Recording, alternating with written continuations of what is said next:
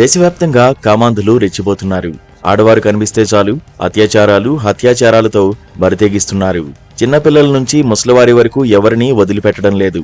ఇలాంటి నేరాలకు పాల్పడుతున్న వారిని పోలీసులు పట్టుకుని ఎంత కఠినంగా శిక్షించినా కామాంధుల్లో మార్పు, భయం కలగడం లేదు. తాజాగా అలాంటి ఘటనే ఒకటి శ్రీకాకుళం జిల్లాలో చోటు చేసుకుంది. శ్రీకాకుళం ప్రభుత్వ మహిళా డిగ్రీ కళాశాల హాస్టల్లోకి గుర్తు తెలియని దుండగులు గురువారం రాత్రి 8 గంటల సమయంలో అక్రమంగా ప్రవేశించారు. బీఎస్సీ ఫైనల్ ఇయర్ చదువుతున్న హాస్టల్ విద్యార్థినిపై హాస్టల్ ప్రాంగణంలో దారుణానికి ఒడిగట్టారు. హాస్టల్లో అందరూ ఉండగానే కామాంధులు యువతిపై లైంగిక దాడికి పాల్పడ్డారు. అనంతరం అక్కడి నుంచి పరారయ్యారు. వారి దాడిలో తీవ్రంగా గాయపడిన సదరు యువతి అపస్మారక స్థితికి చేరుకుంది. తీవ్ర గాయాలతో స్నేహితురాలు పడి ఉండడాన్ని గమనించిన తోటి విద్యార్థినులు వసతి గృహం సిబ్బందికి సమాచారం అందించారు.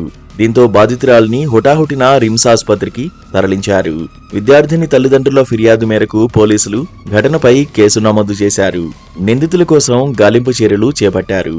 హాస్టల్ భవనంలోకి అక్రమంగా ప్రవేశించిన వ్యక్తులు ఎవరు, వారు ఏ విధంగా ప్రవేశించారు, వారికి ఎవరైనా సహాయం చేశారా అనే పలు కోణాల్లో దర్యాప్తు చేపట్టారు.